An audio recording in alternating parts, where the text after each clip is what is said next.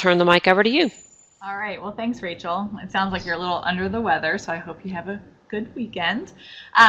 So I'm Allison Davis. I'm a professor at UK and Ag Econ, and I direct CEDIC, which is our Community and Economic Development Initiative Kentucky, which is an integrated extension and research center within the College of Ag. And this project originated, I guess, about 3 years ago when we were told by a funder to go work in a county and do economic development, which is always a little bit scary when you're told what to do without any input from that community. So we went to our small rural community in eastern Kentucky and really tried to start this conversation with, what do you guys need? How can we help? What's going on? And we started talking about economic development, industry, and entrepreneurship and things along those lines. But the conversation kept going around the youth and how they just felt like the youth weren't engaged, that they were all leaving, that they weren't getting the education that they needed. And so they said, you know, we'd really like to know from the youth what they would like to see happen, which I thought was really, really great to hear.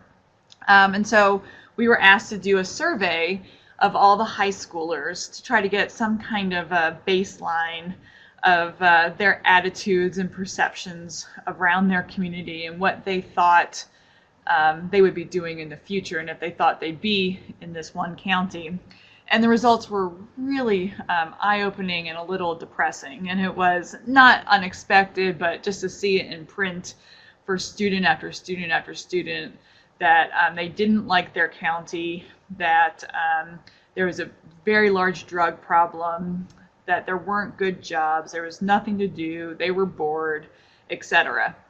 And so this started as a partnership between CEDIC, the 4-H agent in the county, and the school system. And the woman who worked for the schools is by far the most enthusiastic and most passionate woman I've ever met. And she really was a driving force in getting the kids involved. And our 4-H agent, Terrence, he was fabulous. And it was a partnership that, you know, if it hadn't worked this first time, this program probably wouldn't be in existence. But there was so much passion. So because this is a short webinar, I'm going to go through quickly what the program is and where we're hoping to go with it. Essentially, we've modeled this program to, so we created this program called Yelp, and we couldn't decide if it's a youth entrepreneurship and leadership program or youth engagement and leadership program, and we stuck with youth engagement because we want the program to be flexible according to the needs of that community, and we don't necessarily want every community to say we have to focus on entrepreneurship. We want them to focus on something where they feel like their youth have become more engaged in some process. So we changed it so it's youth engagement and leadership program. And so what we have done is it's throughout the calendar year. We do partner with 4-H agent typically and the schools. It doesn't have to be through that. That's been typically the process. And we focus around these 6 modules. And so I'm going to go through each of these pretty quickly, and happy to answer any questions when we're done. The first one is our cultural amenities module. So it's kind of how we start with an icebreaker of, you know, local, sort of thinking about each individual's personality and leadership skills, and some service learning. And then they usually do something around cultural amenities. So they'll do something around the arts, and we bring down our tourism specialists, our arts folks, and they'll typically go to an opera in Lexington, or they'll do something locally, but get something exposed to the arts and have them think about how they can integrate something that they've seen back into their local community. We've recently started, because we now have Melissa Bond, who is our Creative Placemaking Extension Associate. She was a Fine Arts Extension agent in Southeast Kentucky. So she leads this process right now. And this was a group we worked with in downtown Lexington over the summer, and it was 7 African-American teenagers, 3 of which were sisters by different daddies. and 2 of the daddies were in jail. And so this was a group that we were like, wow, this is going to be a challenge to figure out how to provide them a process where they feel engaged, where their outcomes probably are something around having improved pride, self-esteem, positive outlook. And at first it was a little bit rough until we did this piece of artwork on the lower left-hand corner. And so Melissa led this, and it really is kind of, meant to be an icebreaker, but it is designed for them to be creative and futuristic. And so she has them go through this, what's the first letter of your name? What's your favorite symbol? And what do you see for yourself in the future? And so each of these teenagers created this art piece that at the end of the 6 weeks, they presented to their relatives. And it was a really, really moving sort of graduation ceremony. In the end, and you'll see in the right-hand picture here, this Neighborhood Entrepreneurs Club worked a lot with our Small Business Development Center director and created a music studio, or producers, I don't know exactly what you call it because I don't know music, but they created this logo in the middle with the help of Melissa. So this was something they really took a lot of pride in, and it really warmed all of our hearts. And they've asked to continue on throughout the school year, and they've gotten their local 4-H involved, and they're continuing to work in that neighborhood. So I think it's pretty impactful. So we think including creative placemaking in this process not only personally allows them to become more engaged and sort of does in fact break the ice, but also we really try to help them think about how they can integrate the arts back home after this session's over. We do a government day as well. Certainly the kids at some point will meet with their local government, their judge, executive, mayor, etc. In this top picture here, this is the students are meeting with their state representative, who's soon going to be our new lieutenant governor, I believe. They actually, you can see, meet in her office. It's a dialogue. It's not her just talking to them. They're asking a lot of questions, engaging in really good conversation. In the bottom right-hand corner, the kids are with our governor. And again, they go and they present to the governor about their community and what they hope to see. And it's, again, a dialogue, which is really, really important. And it's something that I witnessed, and I don't have enough time to go into it, but I just witnessed the pride on their face when they have these conversations, and the questions that the elected officials ask back of them, and how they respond, and sort of the looks on their faces when they don't get exactly what they ask for, to me means that they really do care and they do want to see a positive difference. So we do the government day. Sometimes we do it over a course of several days, depending on who we can get on the agenda. And we do focus on an entrepreneur module. And again, this depends on the community we're working with. If it's not their absolute priority and they want to focus on something else, we don't necessarily focus as much time on it, but we always have the Small Business Development Center and a panel of business leaders meet with the students and talk about creating a business plan. And that business plan doesn't have to be for an individual business. It can be for a community venture, whether it's, what can our new downtown, if we wanted to create a different storefront downtown, what kind of business would work there? Is there a need for a new nonprofit organization? So not thinking necessarily profit seeking, but what type of service or product would be really helpful for that community. Depending on if they are interested in entrepreneurship, we do a Shark Tank-like thing at the end where we have, I don't know what this ship is, but where we have elected officials and business leaders sit on that panel and vote on who the best plan was, and there's some incentive involved. We have 3 other modules, and we sometimes add or subtract depending on the needs of whoever is sponsoring us. We do sort of basic leadership and service learning.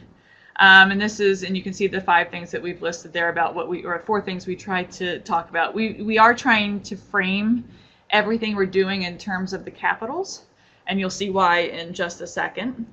We do something on health and community. We bring down our community design extension specialists to help them think about Are there public spaces that can be redesigned or reused to create a safe and social space and healthy space for these kids? And what does that look like, and how can it be done?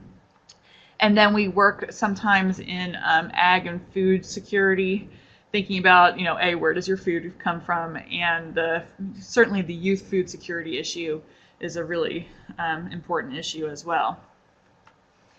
So Karen Fawcett, who is sort of our storyteller for CEDIC, she put together a very quick logic model after just starting at CEDIC about 2 months ago. And so we do have a logic model that we're working on to really think about what are we trying to change in the short, medium, and long term. This is just a draft of what we're trying to do. But what we have done to try to capture some of the stories and some of the expected impacts is we did have Rachel Wellborn come up and meet us in Nashville, Tennessee with some of the students from our Bath County Wildcat Leadership Council to do ripple mapping. And we had about 6 of those kids who were able to take the day off from school and travel and see downtown Nashville and neat things like that. But we did spend about half a day working on this ripple map. And I think it was really very eye-opening to see both how the kids didn't necessarily recognize all that they might impact from the work that they've done. I too was really impressed to see all the things that they did and to see how that might ripple into longer term impacts. And so this is framed around the 7 community capitals. And they took a lot of pride in this. They took it home. They had it mounted. And they do continue to do this program today. So our next steps, this is, I guess, about our 3rd year of doing this. We're working with approximately 8 different communities to implement Yelp in one way or another. We're working in a middle school. We were contracted, or we're getting ready to contract with a manufacturing firm who is interested in doing a modified Yelp in order to convince his boss that the next round of applicants will have better soft skills, improved work ethic, and more engaged workers. We're doing them. One is strictly around the arts in Eastern Kentucky, and that will be with one of our fine arts extension agents that's located there. We're doing one in another county that's not through extension, but it's through a community organization.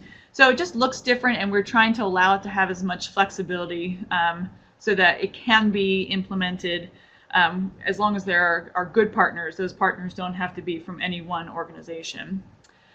We are trying to create a train the trainer guide so that others can incorporate this.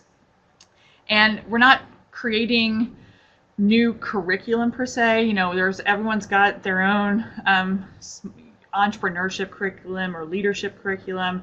What we're trying to do is provide sort of a framework for how you could do this program, where those resources lie depending on what you choose. It's kind of like a choose your own adventure, and some success stories, best practices, some case studies to go along the way. Because it is a time-consuming project to be led at the state level, but at the county level, because those folks already know their business leaders and know their community leaders, it probably isn't as time-consuming, and we would still provide state support for helping them get to state officials, government, etc. So I just talked really fast, and that was 15 minutes. Any of your questions, if we don't have time to answer them today or you think of them later, those are our emails. Marissa All, who's our extension associate, she basically created this program from nothing. And Melissa, who's our creative placemaking extension associate, is taking it over from this point forward, I believe, with Marissa's help. Okay, so I'm all done. Whew. All right, so thank you, Allison, for that quick overview. What questions do you have? We've got a small enough group that if you would like to just speak, I think we'd be fine with that, or you can jot your question down in the chat box. So Allison, you may have said this and I may have missed it. How many students have you had go through this program altogether? Off the top of my head, I don't know. I think we've had about 48 kids in Bath County. We had about 15 kids in Leslie County. We had 8 from downtown Lexington. So it just varies. And since it is modified, sometimes we'll do over the summer a 6-week class. It gets, it's meant for community organization. Other times we're doing it through the schools. We're getting ready to start with a larger middle school district probably in the spring. So there'll be a lot more students involved with that one, I think. Okay, we've got one question in the chat box already from Reggie. We have received zero, exception of the ARC's initial very small investment into economic development in the county, we haven't received any funding. We have been asked to submit our proposals to several different state agencies, which surprised me a little bit because one was to economic development, and I was encouraged that they thought that this was an economic development strategy. We actually provide money to the schools. We give each school about $4,000 each year to help pay for school buses, bus drivers, and meals and whatever else is needed to get the program going. So we are actually providing funding, and hopefully, I haven't really looked super hard yet to get funding, but I think it's around there if I needed it.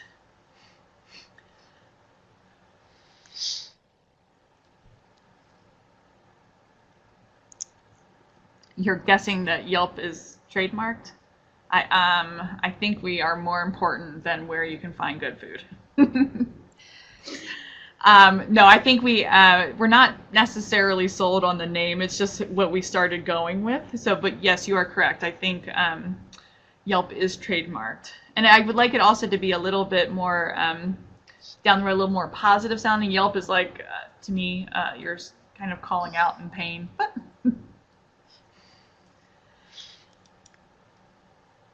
Rachel, do you have anything while we're waiting that you want to add about what you saw?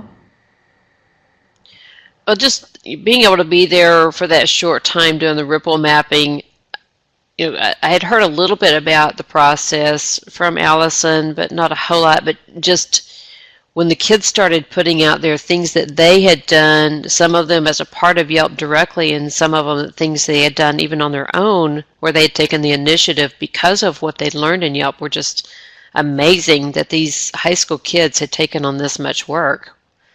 So I think that's a fabulous program.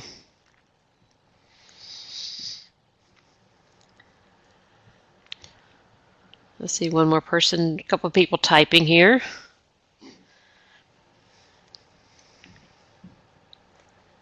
Any future plans such as United Way or other non-profits? I think we're trying to figure out, Reggie, what this long-term looks like. We originally wanted this just to be a small community, and I think as if it turns out to be something that's useful across maybe the South as a way of doing civic engagement with youth, there are certainly some nonprofits that I think would be great partners in this. I think that's certainly important. Okay, what financial resources are needed to jumpstart this in a county? The only financial resources I think are really, when we started this program in Bath County, it was how can we pay to get the kids to go see the governor? And it's just sort of that distance between where the county is and the state capitol. For the most part, that was the big expense. Everything else was, little food meals here and there. The kids in Bath County really were eager, and we were able to line up an opportunity for them to go to DC where they would meet their U.S. senators, and they were just a couple $1,000s shy after raising money. And I think that's a really neat opportunity. We had a really cool calendar set up for them where they were going to be meeting and talking with their legislators. And that was a community sort of driven fundraising effort. So I think, you could do it for $2,000, $2,500 that a local chamber or something bank could probably help sponsor.